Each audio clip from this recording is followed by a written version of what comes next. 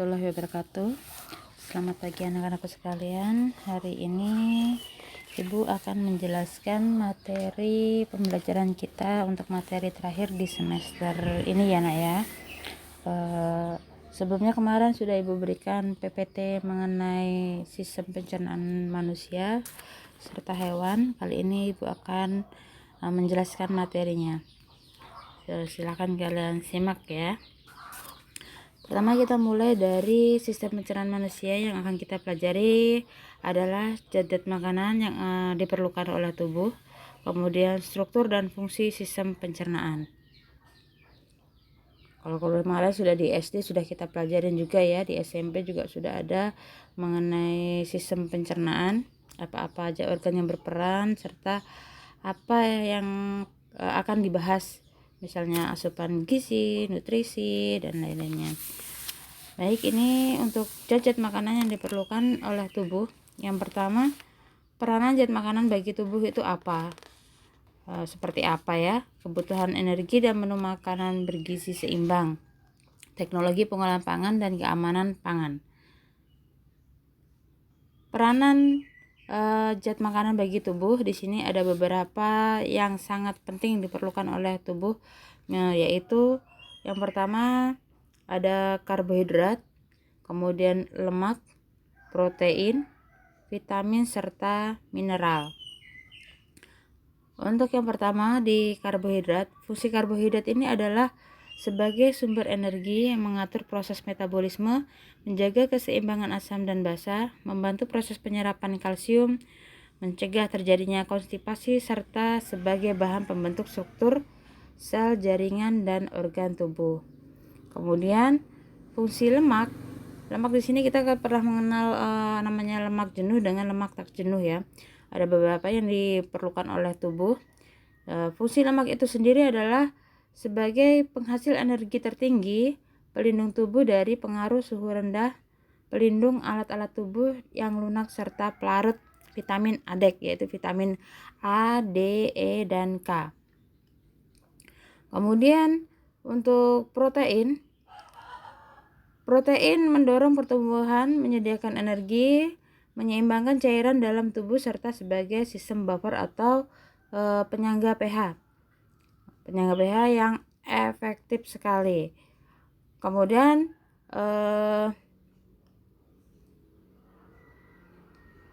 fungsi dari vitamin. Vitamin di sini berfungsi sebagai memperlancar metabolisme dan tidak berfungsi menghasilkan energi seperti pada karbohidrat serta lemak. Ini vitamin banyak kita bisa lihat ya, ada vitamin A, vitamin C, vitamin B, dan lain-lainnya. Kemudian mineral ini berfungsi sebagai memelihara keseimbangan cairan tubuh, membentuk matriks tulang dan gigi, membantu metabolisme serta memelihara fungsi sistem saraf. Ini mineral yang banyak di tubuh ya, seperti kalsium, mangan, seng, Fe, besi, segala macam itu. Kemudian kebutuhan energi dan menu makanan bergizi seimbang. Apa sih itu menu seimbang? Menu bergizi seimbang. Kalau kita dengar dulu ada 4 sehat 5 sempurna, tetapi sekarang udah tidak dipakai lagi, tapi dengan menu seimbang, yaitu makanan yang harus ada sumber karbohidrat, kemudian ini baik seperti nasi, jagung, ubi-ubian, kemudian ada sayur-sayuran, kemudian ada protein yang dihasilkan dari lauk pauk, baik itu seperti tempe, telur, daging. Kemudian di sini ada lemak itu seperti tambahan susu. Kemudian ada juga buah-buahan, tidak luput dari buah-buahan ini sebagai sumber vitaminnya. Jadi ini yang disebut dengan menu seimbang atau 4 sehat 5 sempurna. Kemudian di sini ada perhitungan kalori dalam bahan makanan. Kenapa kita harus menghitung kalori dalam tubuh kita? Karena kita ketahui ya, apabila kalori dalam tubuh kita berlebih, pasti nantinya efeknya akan tidak baik untuk tubuh kita. Misalnya seperti munculnya beberapa penyakit pada sistem pencernaan, kemudian nanti yang akan mengakibatkan ke organ-organ yang lainnya. Di sini untuk perhitungan kalori pada bahan makanan sebagai berikut ya. Yang pertama karbohidrat. Kita tidak boleh terlalu overdosis dengan karbohidrat, walaupun karbohidrat dibutuhkan dalam tubuh kita, tetapi kita harus tahu posturnya berapa pasnya ya untuk tubuh kita asupannya.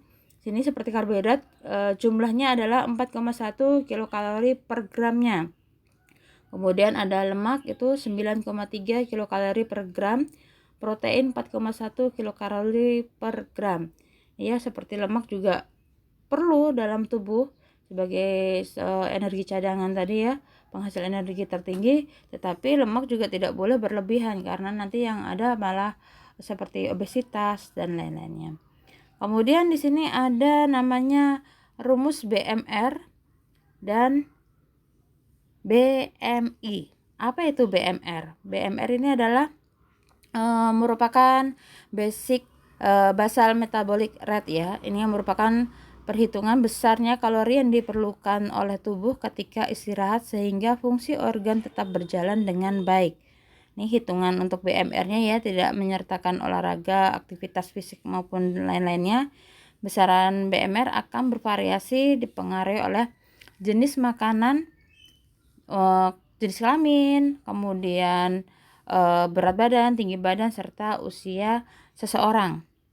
Di sini kita bisa lihat untuk rumus BMR di sini ya, yaitu untuk wanita, perhatikan di situ ada 655 ditambah 9,6 dikali berat badan, kemudian ditambahkan 1,8 dikali tinggi badan, kemudian dikurang 4,7 dikali usia seseorang. Kemudian untuk BMR untuk pria ini beda dengan wanita ya. Pria biasanya jumlahnya agak lebih tinggi. Ini karena juga pasti membutuhkan energi yang cukup tinggi dibandingkan dengan wanita.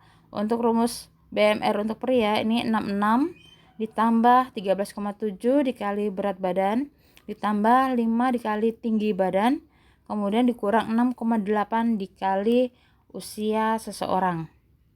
Itu untuk perhitungan dari BMR-nya ya, atau basal metabolic rate ya, perhitungan kalori ketika istirahat.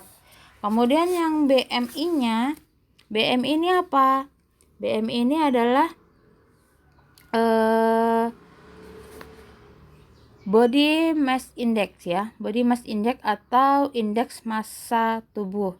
Ini BMI merupakan perbandingan antara berat badan dalam kilogram dengan kuadrat tinggi badan dalam hitungan meter.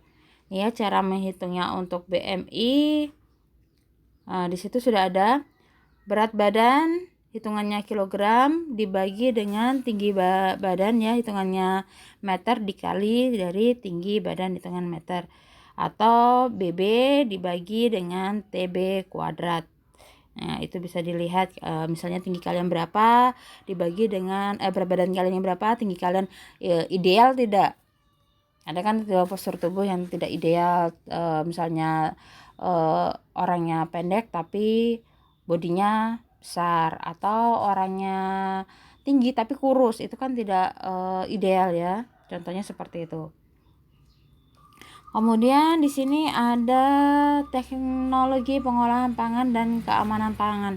Kenapa kita perlu memperhatikan dalam pengolahan pangan serta keamanan pangan? Karena banyak sekali kita temuin sekarang produksi pangan yang tidak memperhatikan seperti kesehatan, munculnya mikroba dalam makanan, tidak steril gitu ya. Ini di sini ada jenis teknologi pengolahan pangan, ada beberapa macam seperti blanching, kemudian pasteurisasi, sterilisasi, fermentasi. Apa ini masing-masingnya? Seperti blanching di sini adalah sama dengan halnya teknik pemanasan, di mana di sini teknik pemanasan yang mencelupkan misalnya seperti sayuran atau buah-buahan ke dalam air mendidih ya, tapi di bawah dari 100 derajat Celcius. Kemudian yang pasteurisasi ini bisa dilakukan semacam dengan memasukkan makanan ke dalam air panas, tapi suhunya sudah lebih tinggi dibandingkan dengan blanching. Ini tujuannya apa? Agar mikroba atau bakteri tidak bisa tumbuh kembali atau hidup, karena ada beberapa bakteri yang masih bisa berkembang ketika kondisi yang stabil, karena kan istilahnya bakteri itu bersifat kosmopolit, artinya apa? Bisa hidup di mana saja, walaupun suhu yang sangat tinggi bisa hidup, suhu yang sangat rendah dia juga bisa hidup. Dan ini beberapa teknik yang digunakan seperti blanching. Ini adalah teknik pemanasan salah satu yang paling mujarab untuk mematikan bakteri.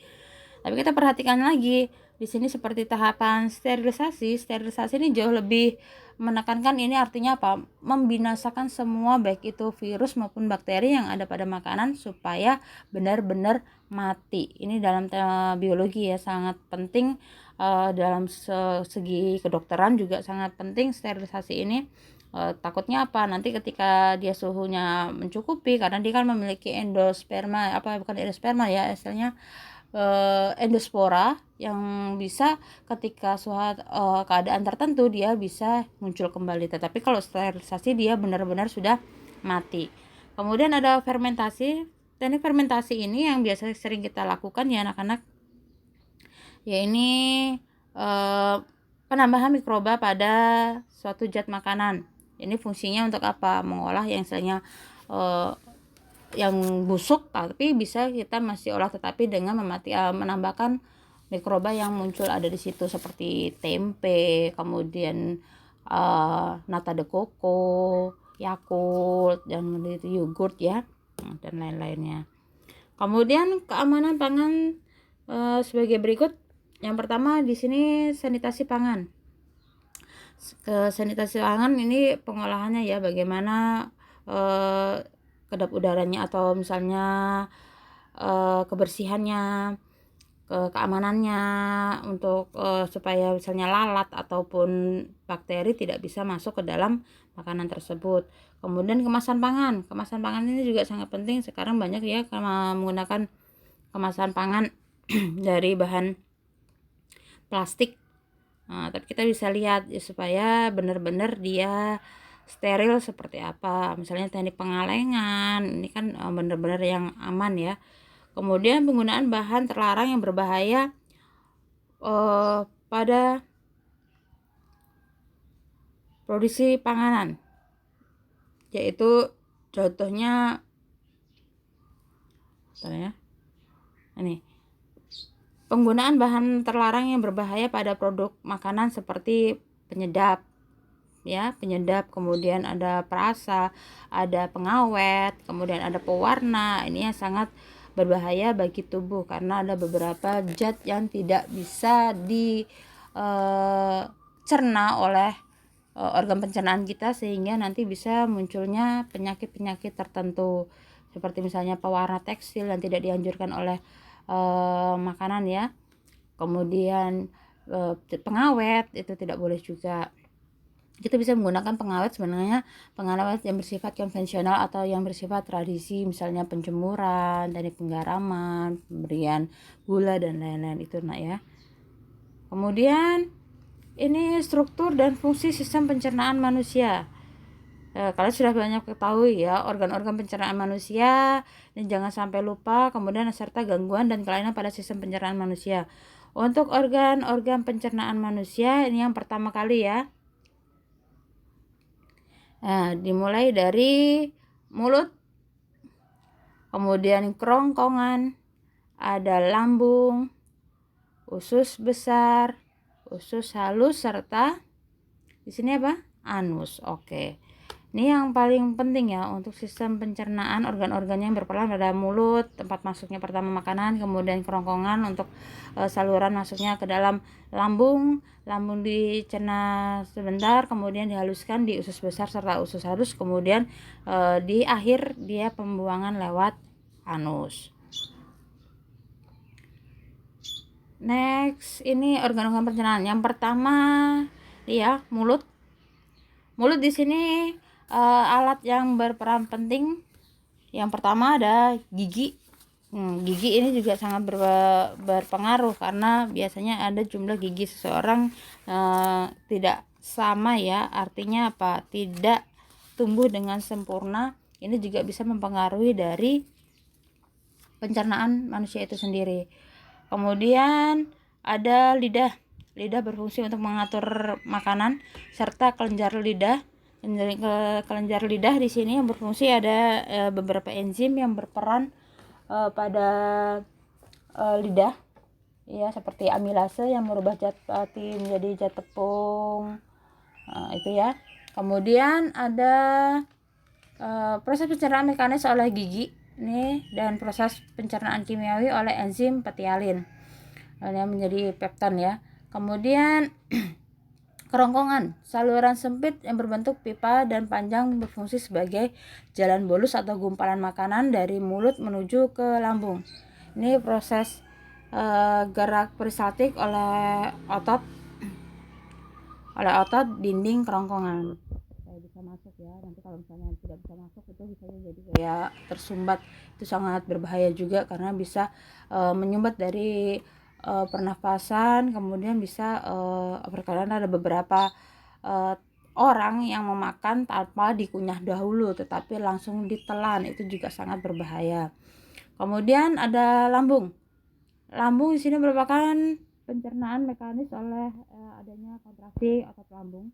Ini pencernaan kimiawi dibantu dengan bantuan getah lambung berisi asam lambung seperti enzim peptin, renin, serta gastrin. Itu kalian bisa lihat ya fungsi dari gas-gas yang ada di lambung, enzim-enzimnya seperti lipase mencerna lemak, kemudian pepsin, protein menjadi pepton, kemudian renin yang mengumpulkan kasein yang terdapat dalam susu, menggumpalkan.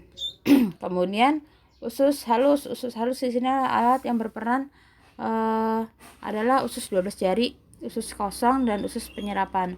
Proses usus 12 jari mencerna dibantu dengan cairan yang dihasilkan oleh kelenjar pankreas dan hati. Kemudian proses dari usus kosong mencerna kimiawi oleh enzim yang dihasilkan oleh kelenjar yang terdapat di dinding usus, serta proses di usus penyerapan yang absorpsi ya, proses penyerapan zat-zat makanan. Yang terakhir ini usus besar, ini proses untuk pembusukan sisa-sisa makanan yang terjadi pada ya makanan menjadi feses yang dibantu oleh bakteri Escherichia coli. Kemudian prosesnya menyerap air. Ini ya, bakteri Escherichia coli sangat berperan penting karena pada proses pembusukan makanan, kalau tidak ada E. coli dalam tubuh kita, bagaimana makanan itu bisa membusuk ya. Jadi sangat, tapi tidak boleh dalam jumlah yang sangat banyak, nanti yang adanya malah penyakit BAB nanti ya, diare dan lain-lain. Kemudian ini gangguan dan kelainan pada sistem pencernaan manusia. Ada beberapa, yaitu seperti gastritis. Gastritis ini adalah peradangan atau pembengkakan pada mukosa lambung. Ini yang disebabkan oleh faktor iritasi, infeksi, serta ketidakteraturan pola makanan. Ini bisa karena terlambat makan, kemudian makanan juga terlalu banyak bisa menyebabkan gastritis ini. Kemudian ada namanya tungkak lambung atau ulkus.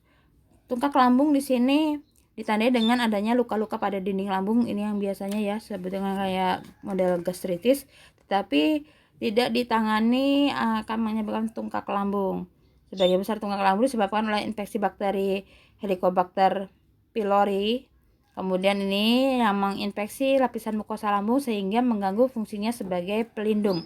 Akibatnya terjadi peradangan yang hebat ya, kadang-kadang sertai dengan pendarahan. Kemudian ada konstipasi. Konstipasi ini merupakan seperti sembelit, sama seperti sembelit ya, ini terjadi karena adanya penyerapan air yang berlebih pada sisa makanan di usus besar. Akibatnya feses menjadi kering dan keras sehingga sulit untuk dikeluarkan. Kemudian ada diare. Diare merupakan penyakit yang merangsang penderitanya untuk sering buang air besar yang encer. Ini ya, kelainan sistem pencernaan ini disebabkan karena infeksi bakteri maupun protozoa yang masuk ke dalam usus besar. Ini ya. Diare dalam waktu lama akan mengakibatkan hilangnya air dan garam-garam mineral sehingga dapat mengakibatkan dehidrasi. Ini sangat berbahaya. Kemudian ada serostomia. Serostomia merupakan suatu penyakit pada rongga mulut yang ditandai rendahnya produksi air ludah. Ini penderita serostomia mulut sangat kering dan makanan tidak dicerna dengan baik. Kemudian hemoroid. Hemoroid merupakan seperti wasir dan atau embeien pembengkakan pembuluh darah vena di sekitar anus. Itulah beberapa contoh gangguan pada sistem pencernaan. Baik, sampai sini Ibu akhiri materi hari ini. Assalamualaikum warahmatullahi wabarakatuh.